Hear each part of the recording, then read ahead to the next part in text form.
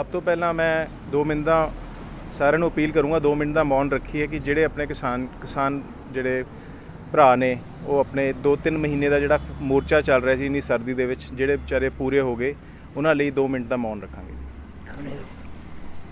पिछले 2 साल में जो मेन डेवलपमेंट हुई है जब से हमारे मिनिस्टर साहब हेल्थ मिनिस्टर साहब आए हैं 2 साल का ग्राफ देख लीजिए कितने पैसे लगे हैं, कहाँ कहाँ हॉस्पिटल बने हैं, कहाँ कहाँ क्या क्या हुआ है और उसके 3 साल पहले का देख लीजिए तो ज़मीन आसमान का फ़र्क है। रिपोर्ट कार्ड लोगों ने आपको दे ही देना जी आने वाली 14 तारीख को।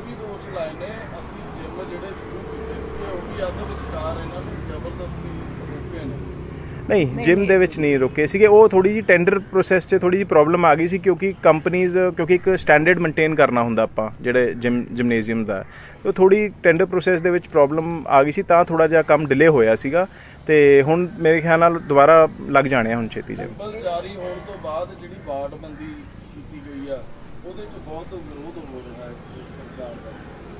ਵਾਰਡਬੰਦੀ ਜੀ ਪੋਪੂਲੇਸ਼ਨ ਦੇ ਹਿਸਾਬ ਨਾਲ ਹੁੰਦੀ ਹੈ ਜੀ ਤੇ ਪੋਪੂਲੇਸ਼ਨ ਦੇ ਹਿਸਾਬ ਨਾਲ ਹੁਣ ਤੁਸੀਂ ਗੱਲ ਕਰੋ ਮੇਰਾ ਵਾਰਡ ਸਭ ਤੋਂ ਵੱਡਾ ਹੈ ਜੀ ਤੇ ਪਹਿਲਾਂ ਇੱਕ ਵਾਰਡ ਮੇਰਾ 3 ਵਾਰਡਾਂ ਜਿੰਨਾ ਹੈਗਾ ਤੇ ਮੈਨੂੰ ਤਾਂ ਸੀਗਾ ਮੇਰਾ ਛੋਟਾ ਹੋ ਜੇ ਤੇ ਮੈਂ ਵੀ ਸਰਕਾਰ ਨੂੰ ਅਪੀਲ ਸੀ ਵੀ ਸਰਕਾਰ 'ਚ ਬੇਟਾ ਸਰਕਾਰ ਨੂੰ ਵੀ ਸਰਕਾਰ ਨੇ ਹੋਰ ਵਧਾਤਾ ਜੀ ਪਹਿਲਾਂ ਨਾਲੋਂ ਮੇਰੇ 'ਚ 500 ਵੋਟ ਹੋਰ ਐਡ ਹੋ ਗਈ ਪਿਛਲੇ ਟੈਨਿਓਰ 'ਚ ਸਾਡੀ 2600 ਵੋਟਾਂ ਸੀ ਹੁਣ ਐਤਕੀ 3200 ਵੋਟਾਂ ਹੋ ਗਿਆ ਤੇ ਉਹ ਪੋਪੂਲੇਸ਼ਨ ਦੇ ਹਿਸਾਬ ਨਾਲ ਹੁੰਦੀ ਹੈ ਜੀ ਤੇ ਜਿੱਥੇ ਜਿੰਨਾ ਪੋਪੂਲੇਸ਼ਨ ਉੱਦਾਂ ਦੀ ਵਾਰਡਬੰਦੀ ਹੁੰਦੀ ਹੈ ਤੇ ਕ੍ਰਿਸਟਲ ਕਲੀਅਰ ਕੰਮ ਹੈ 2 ਵਾਰੀ ਸਰਵੇ ਹੋਇਆ एक बार भी नहीं होया 2 बारी होया कोर्ट के निर्देशों ਨੂੰ कॉरपोरेशन ने सरकारी उन्होंने बंदियां ने किया ये कोई प्राइवेट तो कुछ होया नहीं जी तो कोई एक गल होर है गिल साहब जिवें तुसीं कह रहे हो कि काम 2 सालों ਦੇ ਵਿੱਚ ਹੋਏ ਨੇ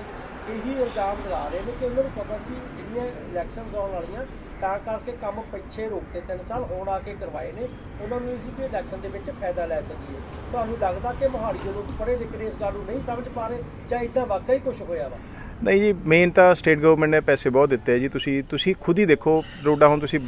देखिया ही हो सारियां सड़कां सारियां नवीआं बन गईयां किसी मर्जी कोने ते तुसी चल जाओ कोई पानी की कोई प्रॉब्लम नहीं पेडिस्ट्रीन ट्रैक सारे सही ने ये डेवलपमेंट का कंटीन्यूअस प्रोसैस है पिछे सानू बहुत प्रॉब्लम आईयां क्योंकि पार्शैलिटी हुंदी रही है तो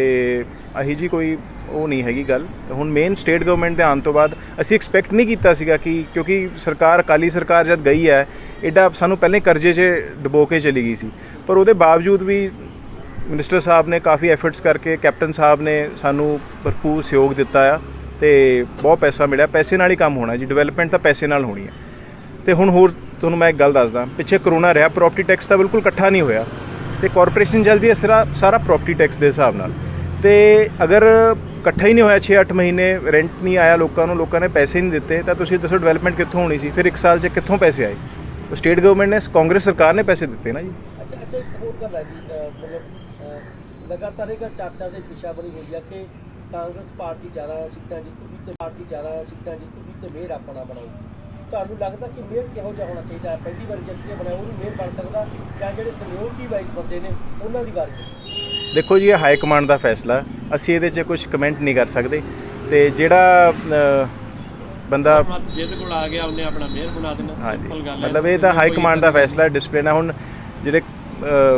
उत्तों जो फैसला होगा असी उन्हां दा समर्थन करांगे। जो फार्मर्स में बैठे हैं वो वोटर्स भी हैं तो वो कैसे वोट यहाँ पर डालेंगे रुझान में फर्क नहीं वो वोट डालने आ रहे हैं नहीं ब्रदर मेरे हिसाब से सवेरे आउणगे शाम को खा के चले जाएंगे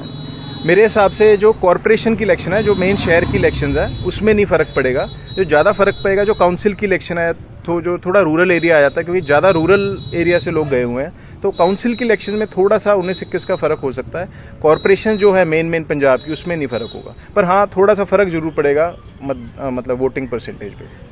सर वार्ड नंबर 6 तो अपनी केड़ी प्रायोरिटी रहेगी सबसे पहला जरा जितने तो बाद वार्ड नंबर 6 तो मेरा एक सुपना हैगा कि मेन ड्रेनेज सिस्टम जो सीवरेज सिस्टम हैगा तो ड्रेनेज सिस्टम है HM हाउसिस तो होर जी प्रॉब्लम 5 फेस आ रही है सीवरेज हुण 35-40 साल पुराना हो गया तो स्टेट गवर्नमेंट तो होर उन्हां दी हेल्प नाल आपां सीवरेज सिस्टम थोड़ा चेंज कराना क्योंकि पहला लाइनां छोटियां असीं 2-2 बंदे सी परिवार वड्डे हो गए ने हुण थोड़े सीवरेज सिस्टम वो वड्डी इन्वेस्टमेंट है वो करवाउंदा है। दूजा मैं जिन्ने साडे पार्क पैंदे 20 पार्क पैंदे ने मेरे वार्ड दे विच 20 पार्क दे विच मैं चाहुंदा है कि पर्सनली हुण मैं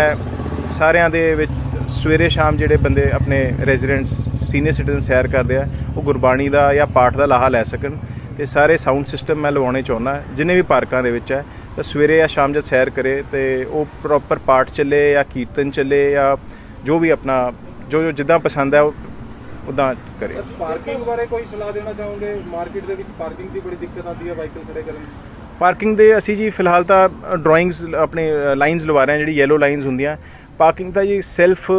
ਇੱਕ ਬੰਦਾ ਸੈਲਫ ਜੋ ਕਰ ਸਕਦਾ, ਸੈਲਫ ਡਿਸਪਲਿਨ ਵਾਲਾ ਕੰਮ ਹੈ। ਹੁਣ ਕਿਸੇ ਨੂੰ ਆਪਾਂ ਜ਼ੋਰ ਜ਼ਬਰਦਸਤੀ ਨਾਲ ਕਰ ਹੀ ਨਹੀਂ ਸਕਦੇ। ਜਿਹੜਾ ਪਾਰਕਿੰਗ ਠੇਕੇ ਦੇ ਵਿੱਚ ਜਦੋਂ ਪਹਿਲਾਂ ਵੀ ਬੜੇ ਬੜੇ ਉਹਨਾਂ ਖਰੀਦਦੇ ਲਾਏ ਸੀ, ਵਧੀਆ ਤਰੀਕੇ ਨਾਲ ਲਗਾਉਂਦੇ ਸੀ, ਉਹ ਸੇਫ ਵੀ ਰਹਿ ਨਾਲ ਤੇ ਪੂਰੀ ਸਪੀਡ ਦੀ ਵੀ ਗੱਲ ਕੀਤੀ, ਵੀ ਕਾਫੀ ਦੀ ਗੱਲ ਕੀਤੀ ਹੈ। ਪਹਿਲਾਂ ਹੱਕ 'ਚ ਸੀਗੇ ਲੋਕੀ, ਲਈ ਵੀ ਹੈ 2-3 ਮਹੀਨੇ ਲਈ, ਪਰ